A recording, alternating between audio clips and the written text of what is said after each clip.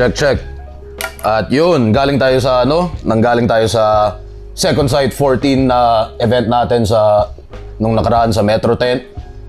Yung All Is a Buhay lineup. At sa mga nandun, nakanood, at syempre sa mga nakasilip na ng spoilers, kita nyo na yung pag-uusad ng tournament, sino yung mga nag-advance, sino yung mga laglag agad, at syempre yung mga laban doon, ipopwesto pa natin sa buong taon natin, no? Sa next round, hanggang semifinals, hanggang finals. At ngayon naman, papunta naman tayo sa Zoning 18 at Zoning 19, no? Kaya nag-lineup reveal na tayo nung nakaraang event pa. Ayun, syempre, yung mga medyo mas weather na fans, no? Syempre, maraming hindi natutuwa dahil hindi nila nakikita yung mga pinaka-paborito nila. Kumbaga, hindi nila nakikita na diba? Na LeBron versus Curry palagi yung mga lineup. At siguro yung inaasahan nila talaga yung ganun. Pero yung Zoning 18 at 19, kailangan talaga ng mga ganitong klaseng lineup. Una sa lahat, syempre, para sa napakarami na nakapasok mula nung nakaraang tryouts pa sa buong Pilipinas. Napakaraming deserving. At syempre, kung gagawin natin na ihintayin natin na kada big main event na sila lang yung makakakuha ng mga isa o dalawa sa mga undercard slots, ay napakabagal ng pag-usad na itong mga to ng mga rookies or sophomores na tingin ko deserving pa rin naman nga mabigyan ng main event battle at deserving rin ng attention nyo, syempre. At karamihan ng mga iniidolo nyo ngayon ay nanggaling sa mga ganitong klaseng lineup, yung mga GL, yung mga MOT, mga Poison 13, lahat sila dumaan sa mga ganitong klaseng lineup. Mga panahon na hindi nyo sila kilala o kaya naka-lineup na nga, hindi nyo pa rin masyado pinapansin. Ang inaabangan nyo lang yung main event mismo ng gabi. At hanggang sa naging idolo nyo na nga sila. So, ito yung ganoon din, walang pinagkaiba na proseso na may push pa rin, mabigyan ng pagkakataon yung mga MCs na mapakita yung improvements nila. At yun, syempre, ang napili naman natin ngayon ay Zoning 18 at Zoning 19 na kumaga sa dinami-dami ng mga themed event names natin, mga titled events natin, no? Parang ang nakikita ko, isa to sa pinaka-angkop na event name para sa kanila, para sa ganitong klaseng lineup, zoning, kumbaga, di ba? Yung pag-ano nila ng pagpupwesto-pwesto nila sa liga, paano sila magmamarka, ano yung aangkinin nilang espasyo o pagkakilala sa liga. At 18 at 19, dahil ganun karami talaga yung tingin kong deserving. At kumbaga, sabihin na natin, para siyang mini ahon para sa mga naka-lineup dito nang hindi lang magkasunod na araw pero magkasunod na weekend naman, magkasunod na Sabado, no? So, parang day 1 at day 2 ang pwede yung ituring dito. At syempre, para sa mga super hardcore fans, gets nila yung mga ganitong klaseng lineup at ganitong klaseng battle event, no? Sa hindi kasing laki na venue, pero iba yung yung intensity, iba yung intimacy, iba yung ramdam nyo sa live event, no? Kaya kapag sinabi natin na iba pa rin pag live, kahit sa ganitong klaseng lineup, sa hindi kasing laki na venue, iba pa rin talaga yung pakaramdam dito kumpara sa big stage, no, kung tawagin. At syempre, para sa iba naman na nakapansin na rin sa ibang nakalaban sa big stage, tas feeling nila hindi pa sapat talaga yung skills nila pang big stage. Ayun, parang ito nga yung saktong pagkakataon para hasain pa ng hasain bago sila makaapak sa big stage, kung tawagin. At sana pagkaapak nila ay hinog na. So, dalawang magkasunod na Sabado nga, 18 at 19, bago tayo tumuloy ulit sa mga ibang big events natin tulad nga ng Gubat, mga susunod dito sa Maynila, semifinals, Vuelta Balentong, Universikulo, at kung sakali makapagpakusganay ulit pa ngayong taon. At syempre, bago tayo tumuloy sa natin sa ahon, no? Kaya ito, dito sa Zoning 18 at 19, pinalad tayo sa bagong venue na naman at bagong pwesto, kumbaga, parang ang pagbabalik ng flip-top sa Katipunan mismo, sa QC. kung sa mga sumusubaybay mula nung 2010 pa lang ng Flip Top, yun nga yung Tectonics ginanap diyan sa Katipunan Extension. Parang isa sa mga unang Vuelta Balentong ginanap sa Freedom Bar sa sa QC. Nakapag-ibang ahon na rin dati sa QC.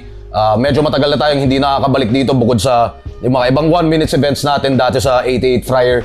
Ngayon naman pinalad tayo at pinahiram sa atin tong venue, ang Takeover Bar sa Pop-Up Katipunan. Para syempre sa mga bata dyan, siguro mas familiar na kayo dun sa pwestong yun. Dami atang umiinom dun na mga estudyante at Pero tayo naman maghahasik ng lagim dun. Dadalhin natin yung battle rap dun para sa lahat ng yun nga, hardcore fans at syempre mga curious din na kumbaga kung nalulula kayo sa masyadong malaking venue, sa masyadong maraming tao. Ito, mas konting tao, siksikan pa rin, pero yun, iba nga yung intensity. Itong Takeover Bar, regular talaga sila nagbibigay ng ng mga prod night o kaya mga musical nights, iba't ibang genre, iba't ibang sila Smugla, sila Looney, si Harlem. Yan, nakakapag tugtog na rin sila dyan o kaya nagpapa-prod night na rin sila dyan. Kaya unti-untiin natin na maging familiar rin kayo dito sa Takeover Bar at maraming salamat sa pagtanggap sa atin. At nga pala sa una, may LRT naman na malapit doon kaya hindi problema yung pag-commute kapag may dala naman kayong motor o kaya sasakyan.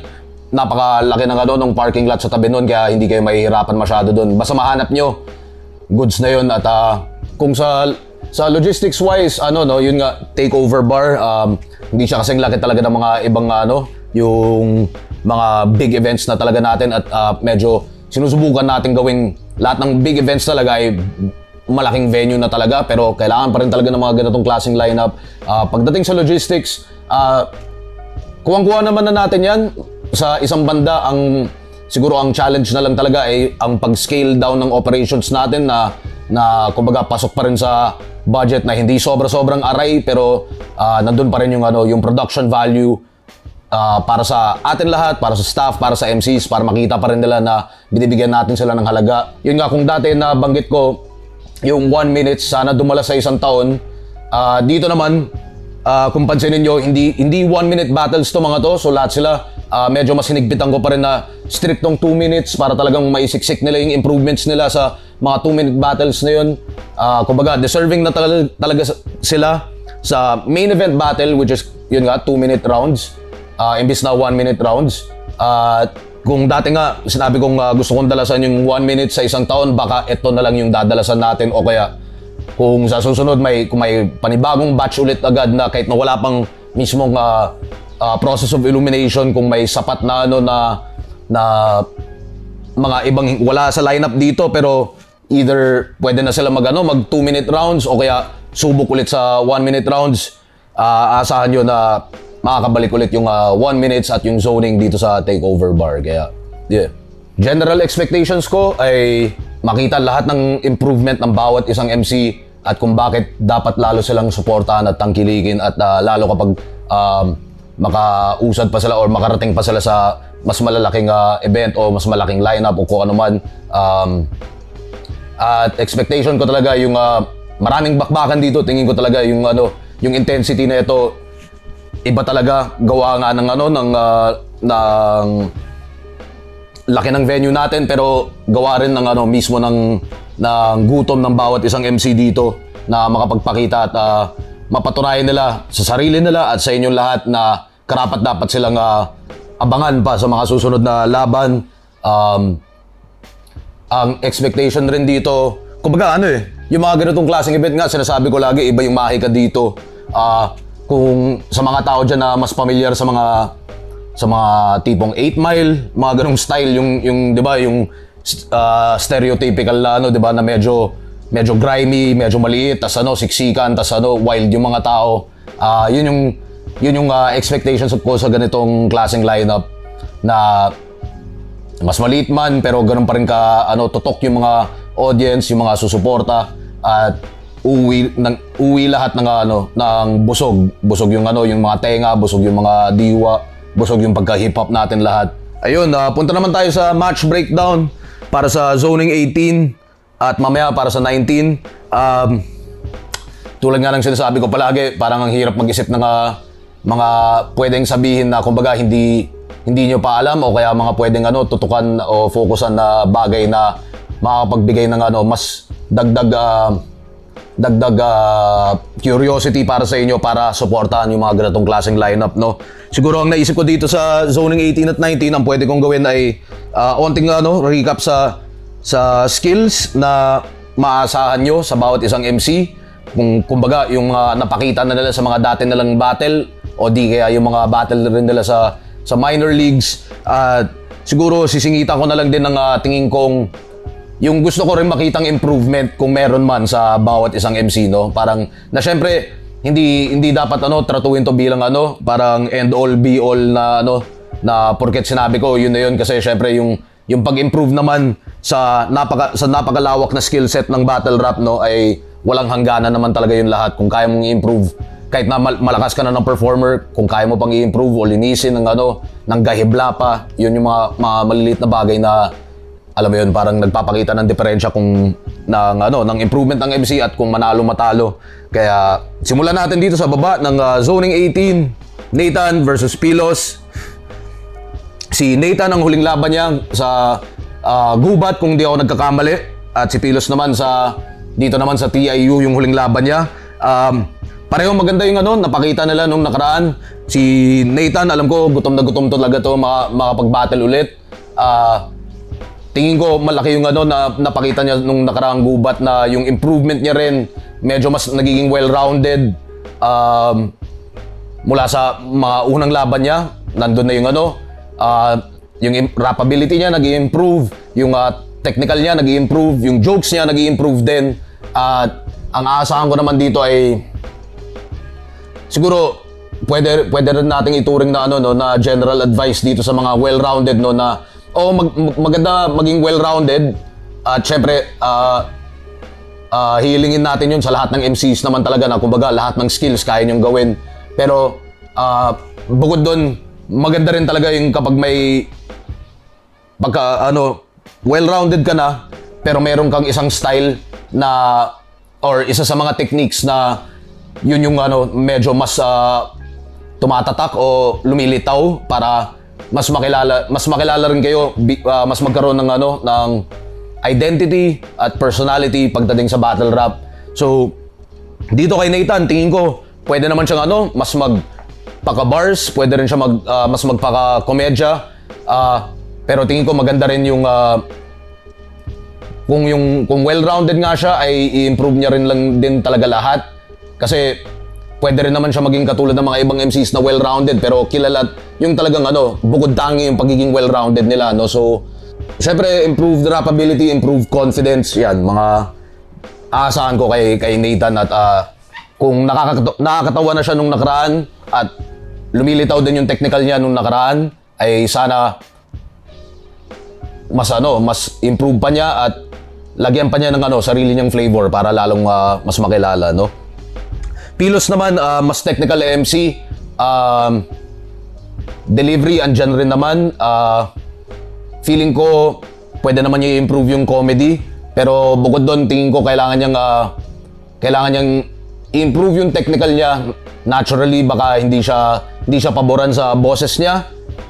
Ganun pa man, hindi naging hadlang yun sa ibang MCs na hindi man may pinakamagandang boses pagdating sa delivery.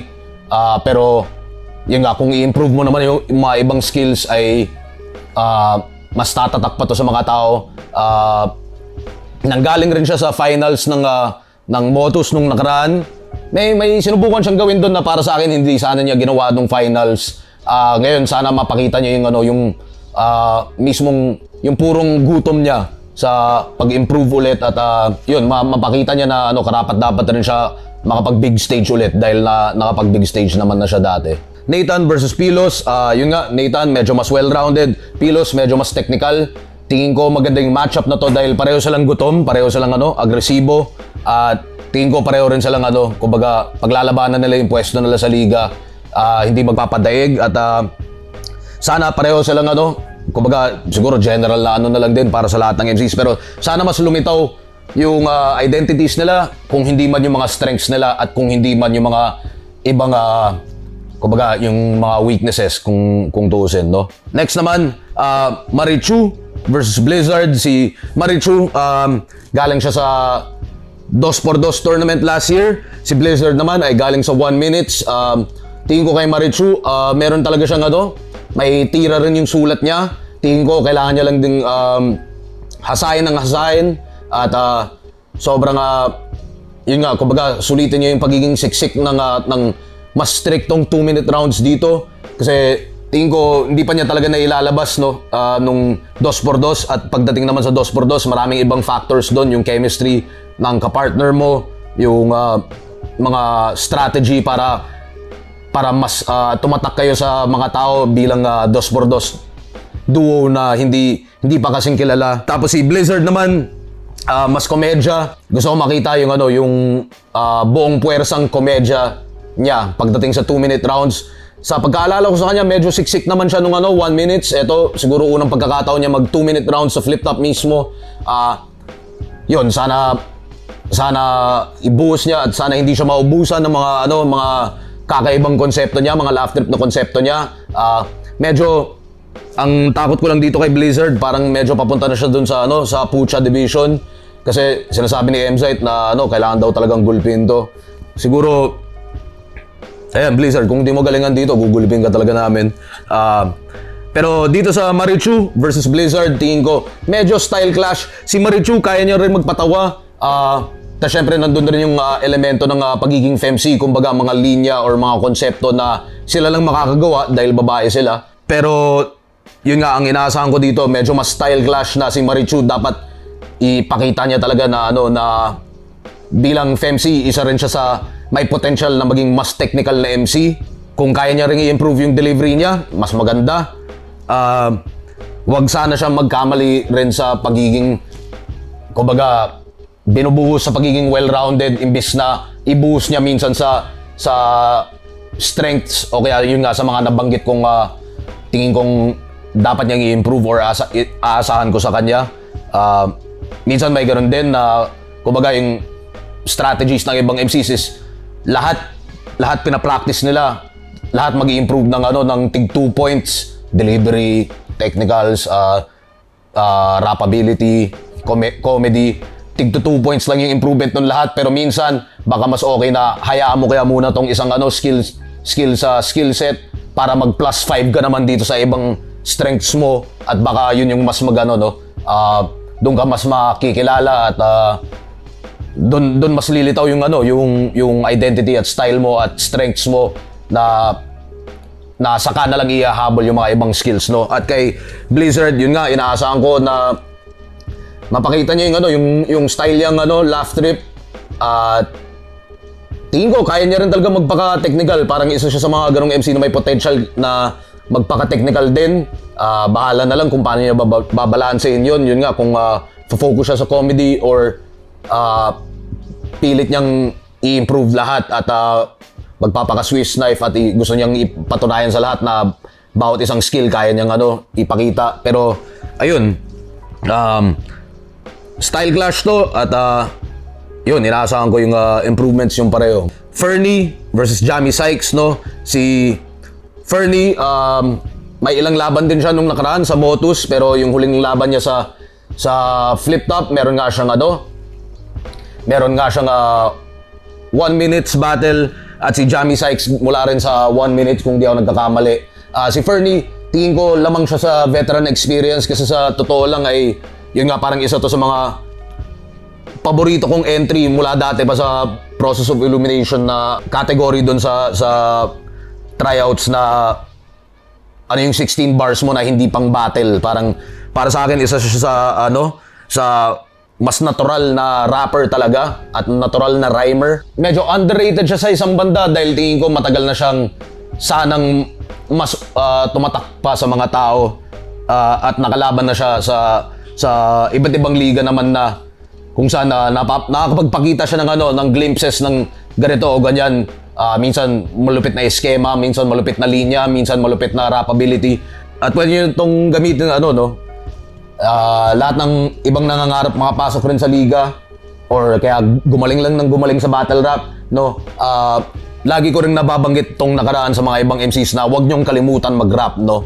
At pagdating doon, ang tinutukoy ko dyan minsan yung yung ibang MCs na kumbaga minsan meron silang 1-2 punch o kahit nga 4 lines yan, pero nag-aabang sila masyado ng ng crowd reaction. So anong nangyayari, parang 1-2 tas medyo pause, tas kung may crowd reaction edi okay. Kapag wala, dead air siya.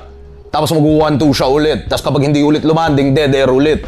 Na lagi kong pinapaalala sa karamihang MCs na huwag niyong kalimutan mag-rap at mas magandang makarinig ng ng tuloy-tuloy na pagra-rap. Kahit na sabihin na natin, kunyari, hindi kasing ganda yung sulat, pero yung pagiging rap niya, mas maganda talaga sa tenga kaysa naman sa napaka-technical mo magsulat, pero padyak-padyak lang yung mo, 'di ba? Yung performance mo, no?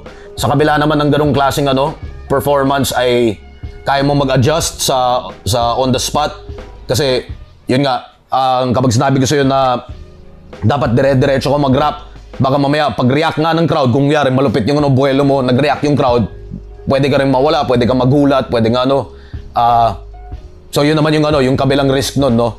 Yung isa is kapag pa 1-2 ka lang na nag-aabang, may risk ka ng dead air. Kapag naman, sa dead air na yun, pwede kang mag-choke.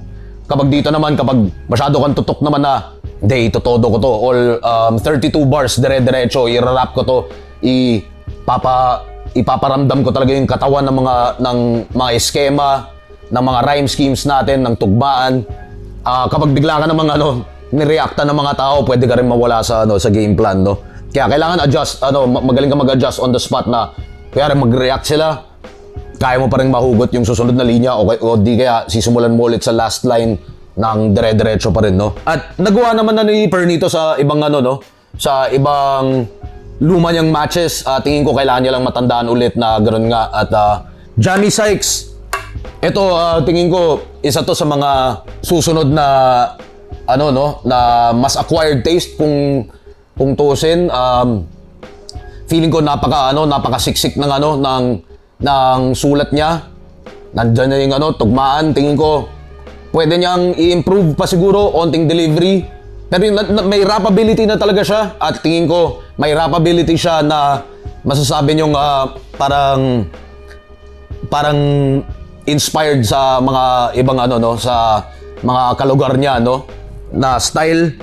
Tingin ko improved showmanship at delivery at nang sa ganun mas maging accessible yung mas technical na sulat niya para sa inyong lahat. At inaasahan ko siyang maging isa sa mga pwedeng abangan na yun nga, parang halos papunta na siya ng kaliwa pero hindi naman talaga. Pero ganun lang ka-technical yung ibang sulat niya at kasiksik, no? So, at syempre yung mabuo niya yung sarili niyang, mas mabuo niya yung identity niya sa mga susunod na laban. Fernie versus Jamie Sykes. Kung mas para sa mga hardcore fans, no, gusto kong isipin na magigets nyo kaagad kung gaano ka bigayan kaagad yung mga ganitong klaseng matchup. Pareho sa lang hindi magpapatalo. Siguro ang pinaka pagka-style clash dito ay yung experience, no. So si Fernie, yun nga, tingin ko ayaw niya magpatalo dahil alam niya mas experience siya dito kay Jamie Sykes. Jamie Sykes naman siguro sa pride niya sa writing style niya ay ayaw niya rin magpatalo sa mas experience sa kanya, no? Malamang yun yung gugustuhin niyang ipakita. Susunod naman, Pamoso versus K3U. Yan, Pamoso nakita niyo na rin sa last year sa 2x2. K3U nakita niyo naman siya sa second sight natin last year. Medyo style clash din to. Si Pamoso rin galing lang din siya sa pulo at mga iba pang mga iba pang battles. Ang strength niya ay nandun sa rhyming at onting punchlining. Si K3U naman mas sa punchline talaga o kaya sa sulat. Ang masasabi ko naman kay naaasahan kong improvement dito kay Pamoso, yun nga yung delivery, pati na rin yung kumpiyansa. Kumbaga minsan napansin ko lang na parang maganda naman yung handa niya, pero parang siguro kapag hindi siya nakakuha ng reaction, baka medyo nakaka-apekto sa kanya or nakikita ko na nagpapa-apekto siya ng onti doon, nawawalan siya ng onting konting kumpiyansa na kung tuusin kapag tinodo niya pa yun na build lang siya ng build sa buwelo niya, yun nga, walang, kung ano, kahit walang reaction, pero pinakita niya yung ano, yung rapability niya, at syempre yun nga, yung hulma ng mga rhyme schemes niya, ay, di ba, parang papatong-patong yung buwelo at pwedeng umabot yun sa ano, matinding payoff na ano, no? May isang lumanding, yun, matindi yun. Tingin ko, medyo mas tinututukan niya yun sa mga minor leagues. Sana makita natin yung ano, next step evolution ni Pamoso dito sa Zoning 18. At si K3U naman, yun nga, yung sulat, andun na talaga. Showmanship, delivery, projection, yun yung mga kaya niyang i-improve. Si K3 nga, isa rin to sa medyo mas matagal na nagpupursige sa minor leagues, no? Kung hindi pa kayo pamilyar, matagal na talaga siya lumalaban sa ibang liga, tapos nakapagpahinga siya, tapos nakakatuwang isipin na andun pa rin yung apoy niya. Hindi pa siya pundido, nakakapag-isip pa rin siya ng panibagong angulo, panibagong construction sa mga linya niya, sa mga technical niya. Unti-unti rin siya nakakapagpakita ng brand ng ano, komedya niya. Siguro yun nga, yung delivery, projection, showmanship, pwede niyang i-improve yun. Syempre yung variation sa tono, na hindi kailangan lahat pasigaw, hindi kailangan lahat ganito ganyan. Pwedeng minsan may talagang mas mahinahon na mas swabe na delivery, tas meron din build up papunta sa sigaw or papunta sa aggression. At Pamoso versus K3U, medyo style clash, pero tingin ko parang complementary yung pagka-style clash nila, na yung strength ng isa, yun naman yung pwedeng i-improve ng kabila, at ganoon din, no? So, kung tusin nga, kung mag-fusion tong dalawang to, parang yung skill set nilang pareho kapag pinagsama nyo, yan yung mga papunta na yun sa mga ideal battle MC, no? Susunod, Casper versus C-Rhyme. Pahabaan ng leg yung matchup na to. Pero hindi, sa totoo, hindi ko naman iniisip yun, pero siguro pareho silang guilty kasi parang yun yung reply nilang pareho. Hindi ko naman iniisip yun, pero sobrang defensive nila. Siguro, di ba, insecure sila sa mga leg nila. Imbis na pataasan ng ihi, naging pataasan ng leg. Si Casper, medyo papucha division na to.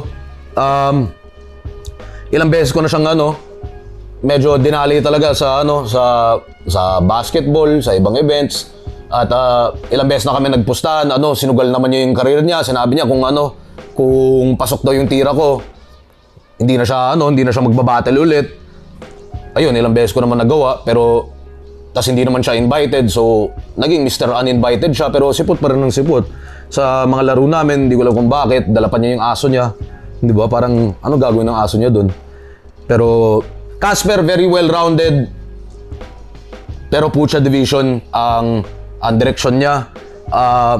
Tingin ko, isa rin siya sa mga kayang na may potential na maging lumitaw talaga yung parehong technical at komedya. Andun na yung niya, yung experience niya sa stage presence, sa comfortability, sa delivery. Andun na yun. So, more of talagang fine-tuning na lang. At tingin ko parang ilang na lang yan. Ilang matinding konsepto at punchline away yan para makapasok ulit ng flip top, kasi kung tuusin, tagal na talaga dapat siya. Si C-Rhyme naman, mas unique na para sa akin may yun, parang litaw na litaw yung identity niya at yung personality niya sa mga unique approaches niya, sa mga konsepto niya, sa mga construction niya. At yun nga, parang kumbaga parang may kakayahan si C-Rhyme na maging medyo sleeper performance of the night. Tingin ko medyo lumitaw yun nung nakaraang performance niya sa flip top. Trip ko yung niya, yung yung pagpatong-patong niya ng mga na dire-diretso siyang hindi siya nag-aabang ng ng crowd reaction. Tuloy-tuloy lang siya, patong ng mga punchlines hanggang sa mag-pay off yun lahat at makita ng mga tao na unique. Siguro ang pwede nang i-improve dito, delivery. Baka baka isa siya sa hindi naturally gifted pagdating sa boses. Pero syempre yun nga, may mga iba't ibang paraan para i-improve yun. Pwedeng sa yun nga, ibahin yung rhyme schemes, ibahin yung flows, ibahin yung tono, ibahin yung projection, ibahin yung approach. Maraming style na na ganun. At pero tingin ko pareho silang excited talaga magpahaba ng leg para sa battle na to. Kaya pwede siguro kung sino matalo, bukod sa pwedeng pugutan, di ba? Okay, kahit yung lang, mabawasan lang, tas idikit na lang natin ulit yung ulo nyo. Susunod, Nego G versus Hespero. Excited ako dito. Feeling ko isa to sa mga, kahit na sabihin na natin second from the top na siya ng lineup. At kahit na wala namang negatibong komento sa kanilang dalawa mismo, hindi ako magugulat kung isa ito sa magiging underrated na matchups sa Zoning 18, no? Si Nego G, nanggaling rin siya sa 2x2 nung nakaraang taon. Tingin ko hindi masyadong umubra yung 2x2 para sa style niya. Pwede rin nating sabihin yung style niya ay hindi umubra sa 2x2. Pero tingin ko kasi, yun nga, si Nego G, meron na siyang may onting pagka-distinct na rin sa style niya. Meron siyang kakaibang wordplay style na siya lang nakakapag-execute. Na nagkataon lang na hindi siya sobrang bagay sa sa 2x2. Nakita naman natin yung effectivity niya sa one-on-one nung nakaraang taon. Kaya tingin ko gutom ulit siyang ipakita yung niya, yung pagiging yung kakaibang estilo niya sa one-on-one. Kung may improvement siya, mas undeniable yung maging delivery niya. Mas lalong didiin yung mga niya, yung mga linyahan niya na tingin kong na-enjoy naman na ng ibang fans, no? At si Hespero, para sa akin, mas malinis na up and coming MCs pagdating sa skill set niya. Tulad nga ng partner niya rin sa 2x2 na si Casper. Very well-rounded, pero kunyari ang isa sa pinagkaiba nila si Hespero, naturally maganda yung boses niya para sa battle rap, no? Si Hespero, isa yun sa mga halimbawa na napansin ko na kahit malayo yung niya, malayo siya sa boom mic, tumatagos yung niya humihiwa talaga yung boses niya. So tingin ko isa yun sa mga strengths niya. Tas yun nga yung pagiging well-rounded niya. Posibleng alam mo yun, parang sisisihin siya sa pagiging yung tinatawag na lang turog motos, na para sa akin ay hindi totoo dahil parang napakasimpleng generalization lang naman yun ng at kita nyo naman na iba't ibang style naman yun sa kung tuusin na sa roster ng motos, no? Nagkakataon lang din siguro na sa ganitong era o kabanata natin ng battle rap ay syempre, kumbaga lahat yan pinapractice nila yung buong skill set, no? So gusto nila well-rounded talaga pagdating sa big stage, ay hinog na sila sa lahat ng skills. Yun nga lang, yung nagiging risk nga nun kapag sobrang well-rounded masyado ay parang jack of all trades yung dating mo. Walang isang bagay na parang lilitaw na dun ka maaalala ng mga ibang fans, no? So, pero tingin ko si Hespero ganun din siya, parang mga ilang matinding punchline, ilang matinding eskema, ilang matinding concept round away from yung kumbaga pwede mag-viral na or pwede mag-reels na na linyahan niya, no? Nego G versus Hespero, yun, tingin ko potential show stealing matchup ng gabing ito. At excited ako makita yung mga improvements nilang pareho at yung gutom nilang pareho. At para sa main event natin sa Zoning 18, ito pwede ito para sa big stage talaga, no? Kung hindi mo kailangan maging hardcore fan para maiisip at una sa lahat maalala tong dalawang pangalan na to, pero hindi mo kailangan maging hardcore fan para i-imagine kung gaano ka magiging bakbakan tong na to, no? Parehong sobrang supreme levels of delivery. Andyan yan, yung rat-ratan nilang pareho, yung hilig nilang yung aggression, yung delivery, yung rat-rat, andyan pareho, medyo magkaibang style. Pero ito yung lalo sa small room, tingin ko ito yung ito talaga yung slugfest ng mangyayari dito. Sobrang kutob ko pagdating na kapag maganda yung buwelo ng yung pagkasunod-sunod ng mga matchups sa gabing to. Tapos ano, parang kumbaga, 'di ba? Yung pinaka pantuldok natin sa lineup. Tapos kung magawa nila yung inaasahan ko sa kanilang pareho na yung skill level nilang pareho at pati na rin yung improvements. Yan, tanga na ito Ruffian versus JD, man. Sobrang ano, pukpukan talaga to. Ito yung ano, mapa small room, mapa big stage, siguradong pukpukan to.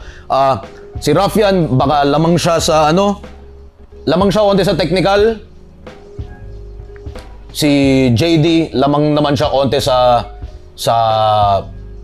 komedya, at syempre lamang siya sa freestyle ability. Pero kita naman na ano, ako para sa akin matagal ko nakikita yung improvement ni JD talaga na ano, kumbaga every battle pinipilit niyang ano, bawasan yung mga technical na linya na ano, na hindi kasing ganda. So 'di ba? Inaano niya, ini-improve niya talaga yung techniques niya, yung execution ng mga techniques. Binabawasan niya yung mga ano, yung mga filler o kaya yung mga pangit na linya talaga. Kita naman yun. Inaasahan ko dito ay kumbaga next level ano, transformation niya rin talaga. Kung ano yung siksik talaga sa 2 minuto na puro haymaker, puro ano. Tingin ko magsisigawan talaga tong dalawang to, no? Kaya Ruffian siguro baka ano, onting variation na lang sa ano, onting variation sa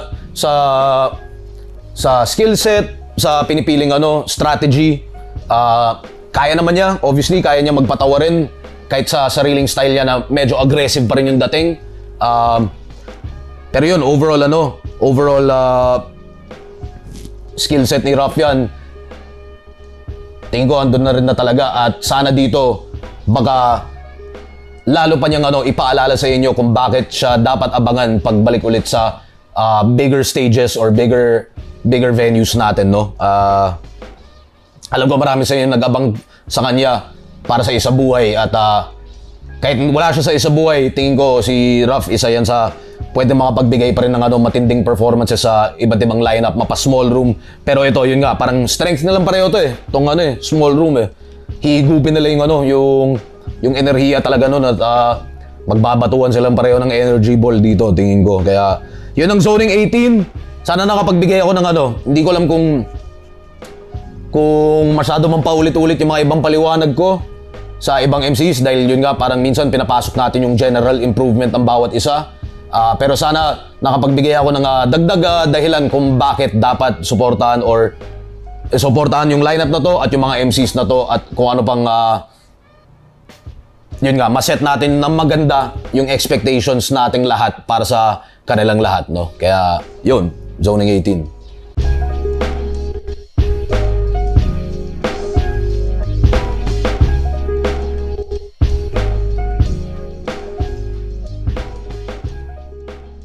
At ito naman tayo, zoning 19. Simulan ulit natin mula sa baba.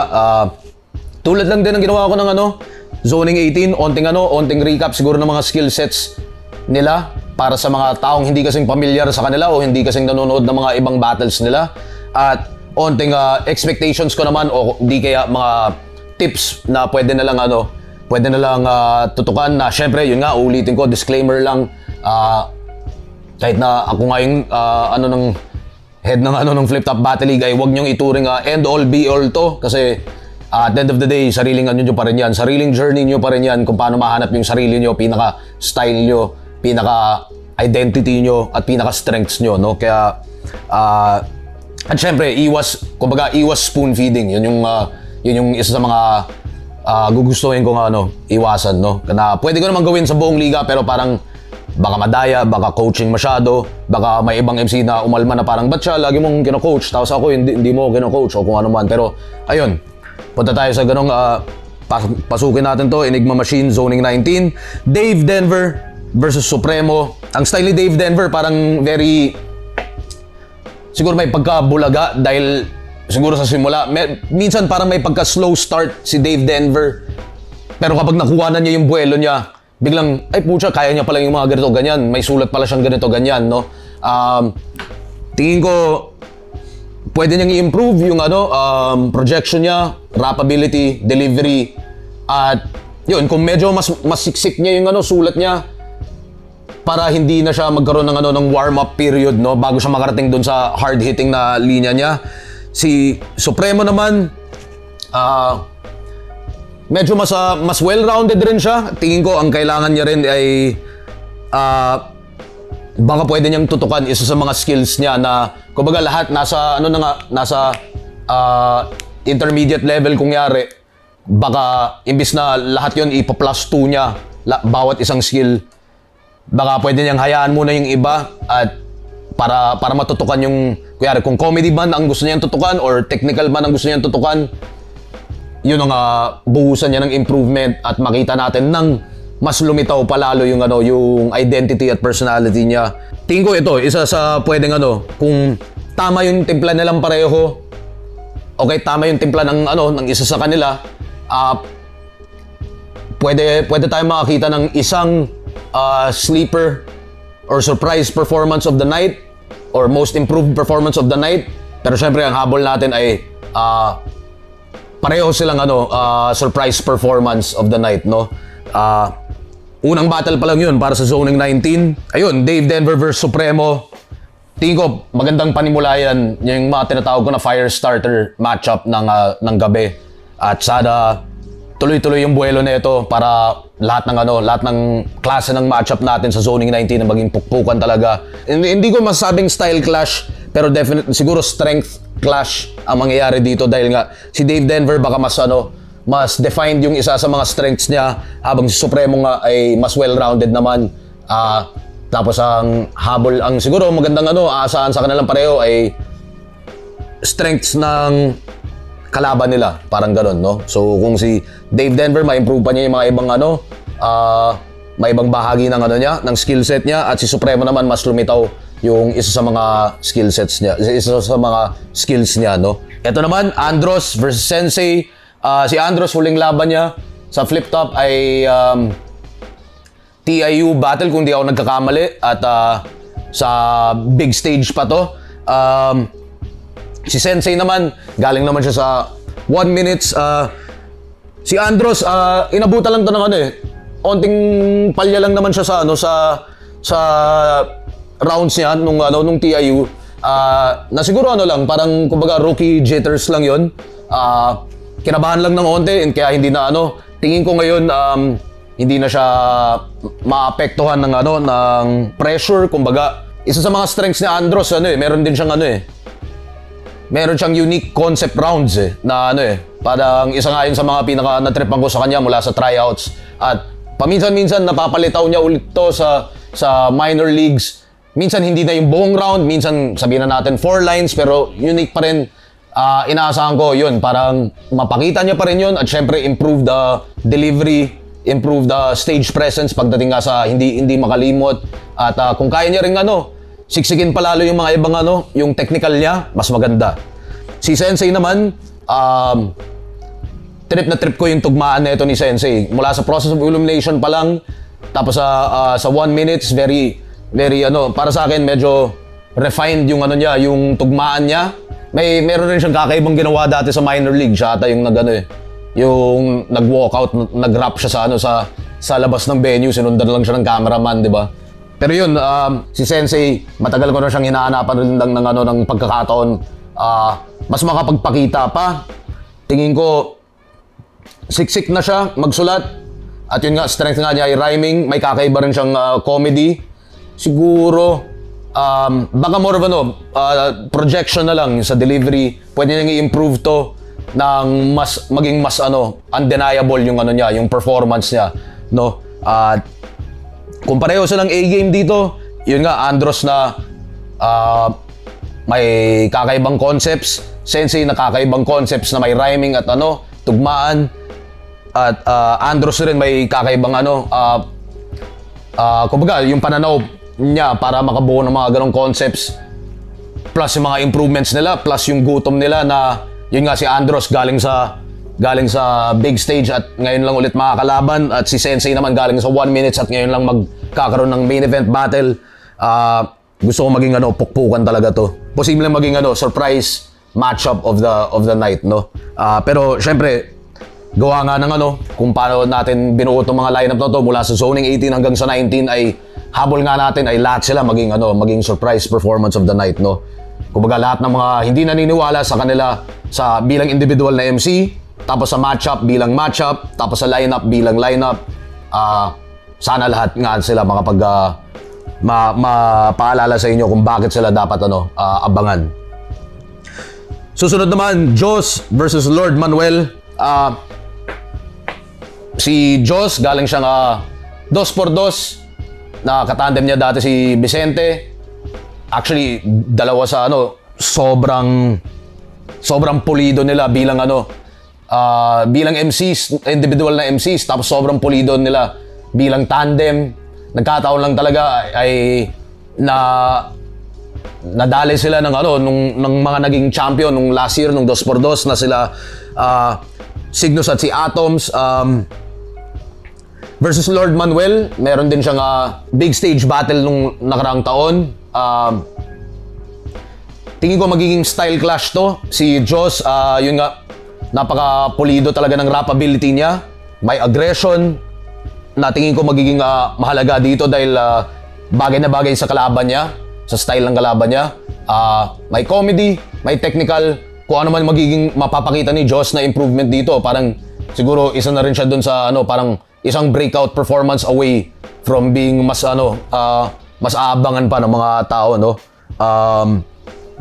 Si Lord Manuel naman, kakaiba yung identity niya. Litaw na litaw yung identity niya. Siguro hindi ko masasabi kung hanggang ngayon ay sadya pa rin ba yun na parang meron siyang parang nandun siya sa family tree ng mga pwede nating ituring na kupal style pagdating sa battle rap.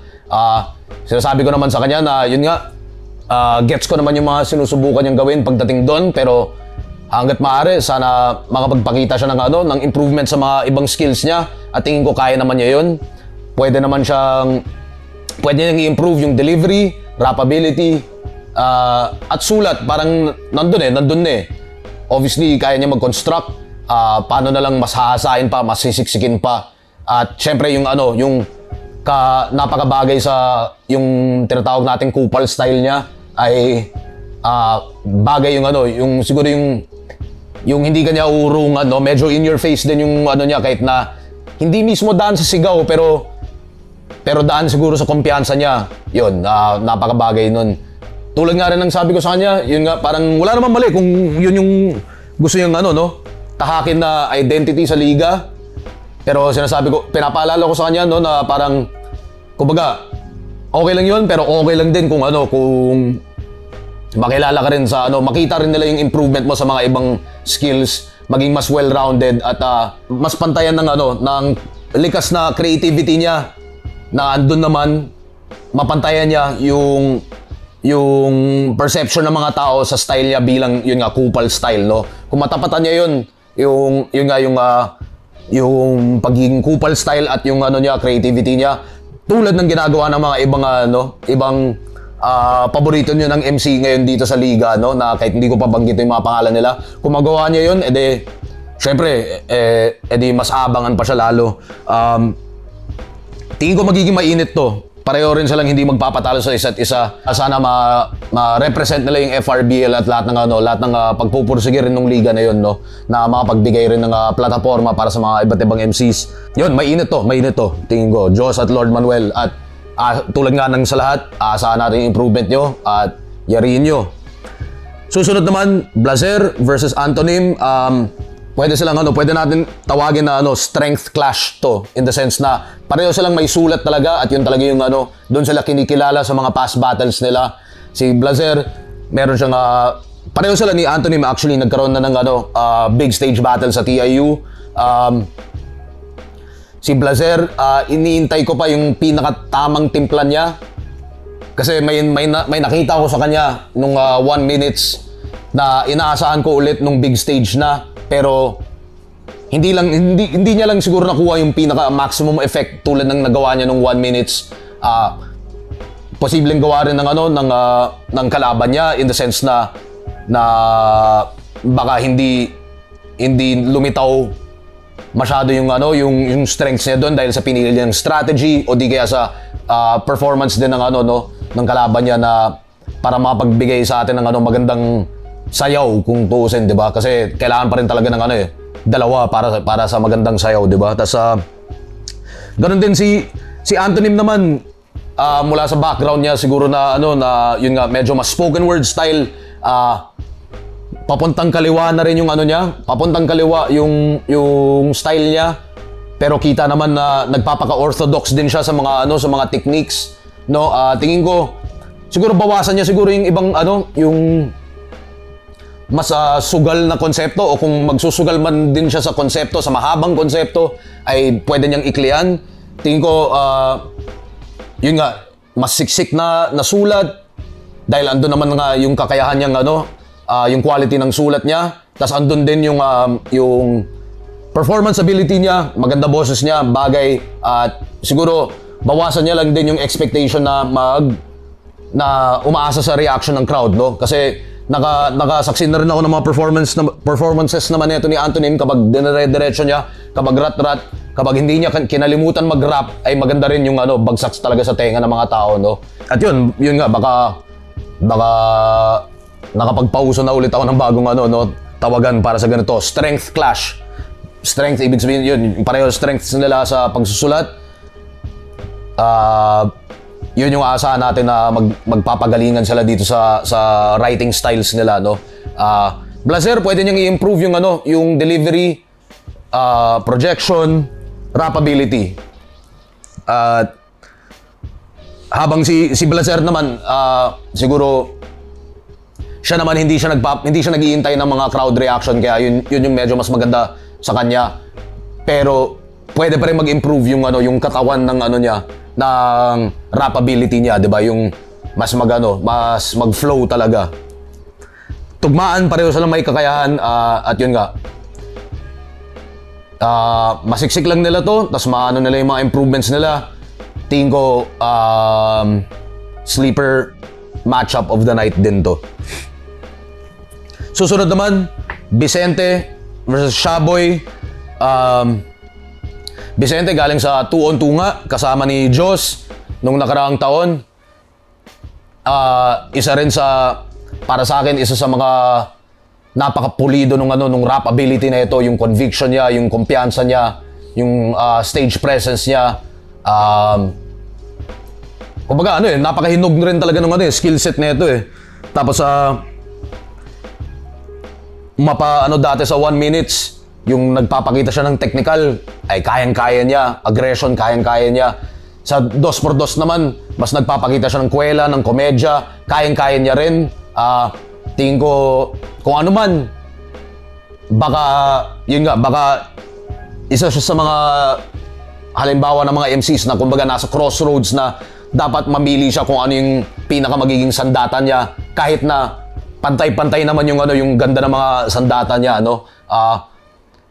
Kung magawa naman yung piliin pa rin lahat, kumbaga overall improvement lang ng skill set niya, okay rin. At 'di ba, kung talagang tumatak siya bilang isa sa mga well-rounded pero high level talaga lahat ng skill sets niya, mas okay. At si Shaboy naman, yun, Pucha Division. Talagang ewan ko ba, dumadami rin to mga to no? Putang ina. Pucha Division talaga, pero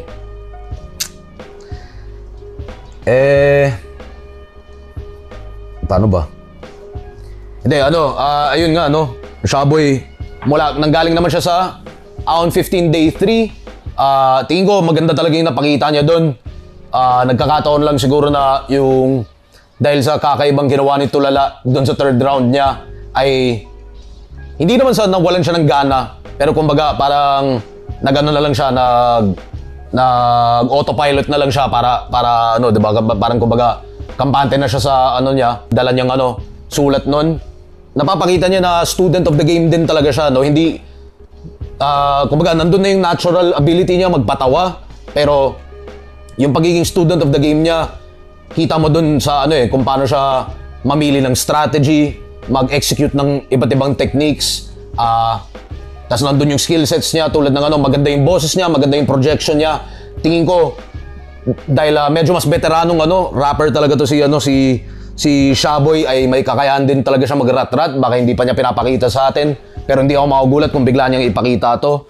Tapos andun yung gutom niya, na which is tingin ko isa rin yun sa strengths ni Vicente, yung gutom. So, yung gutom na itong dalawang to, sana talagang pasabugin na lang yung venue, no? Sa kung maging maganda yung parang kampante na ako sa individual performances nila, pero sa pagdating naman sa matchup nila, para sa sayaw nila bilang dance partners, kapag maganda talaga yung maging pili nila ng mga timpla nila, tingin ko kayang-kaya na lang pasabugin yung venue na to, pati na rin sa online, no? Kaya isa to sa tingin ko dapat nyong abangan.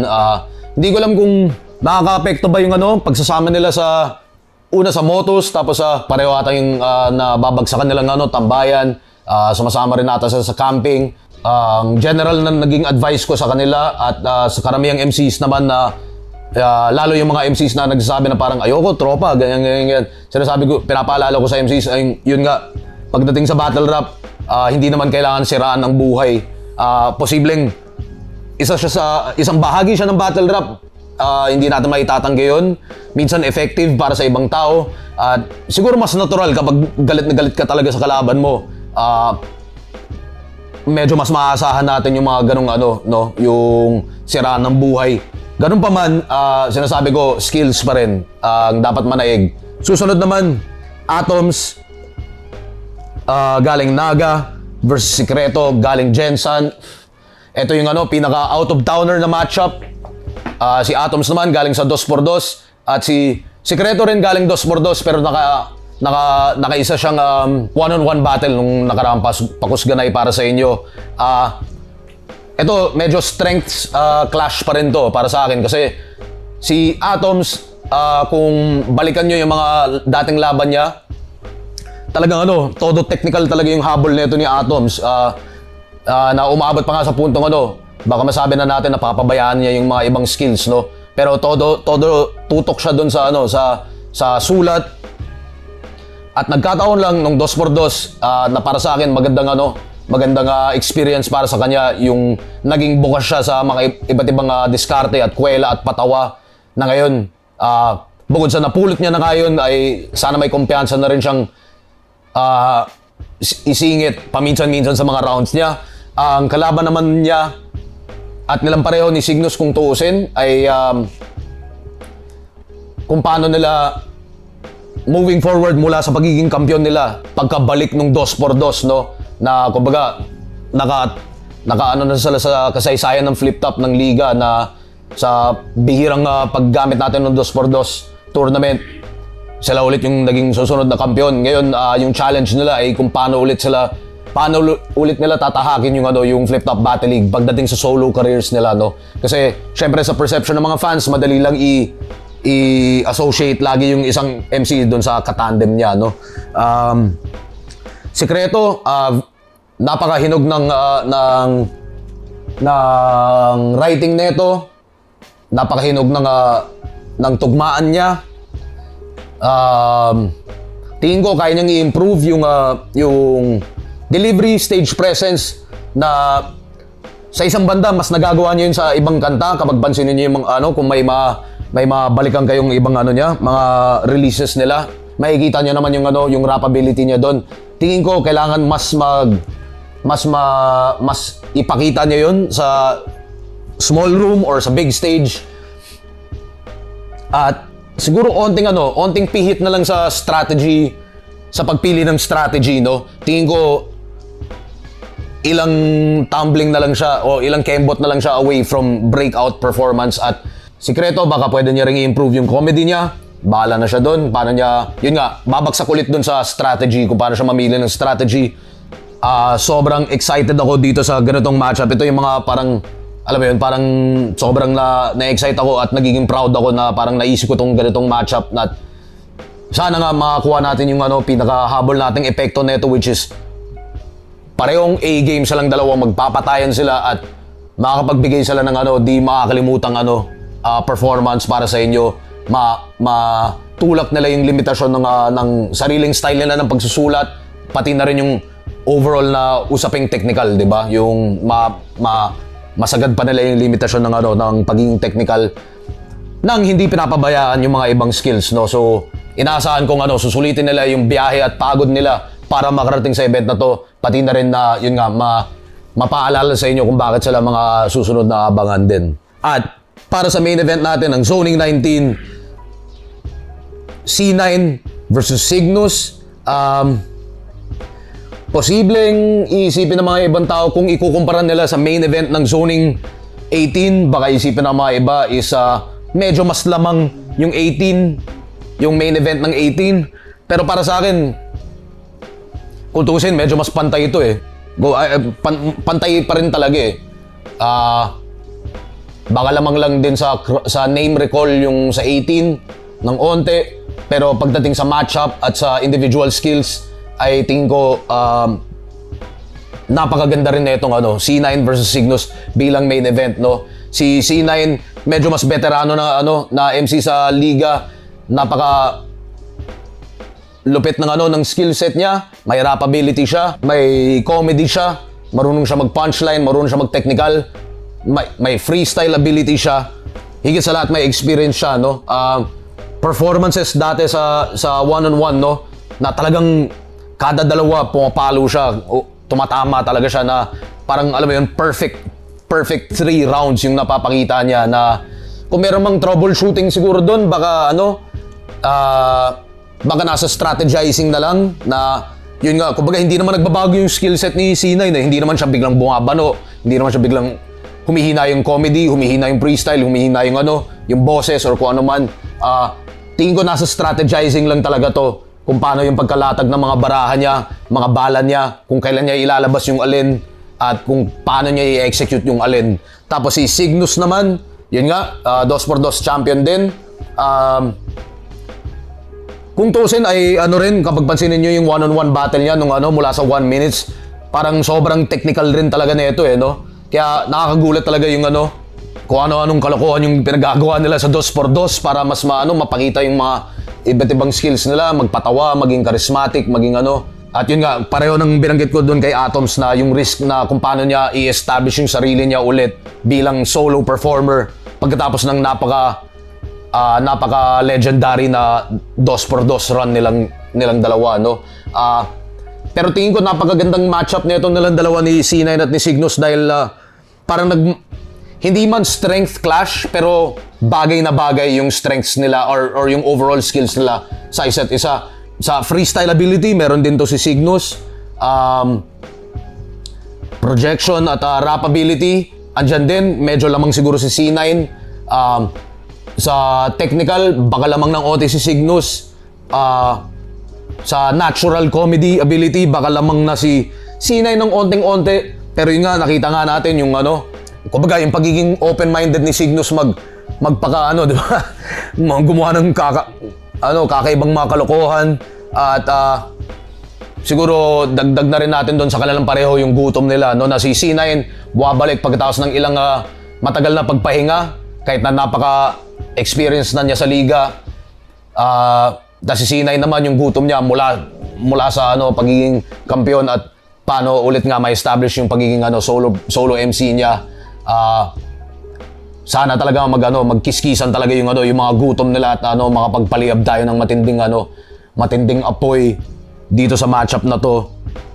At makita nga natin yung yun nga yung improvements nila, yung clash ng mga strengths nila. Yun, ito rin yung C9 versus Cygnus, isa rin to sa posibleng shut down the venue type matchup kapag talagang matindi yung yung bigayan nila. Yun yung mga battle na padalo tayong lahat.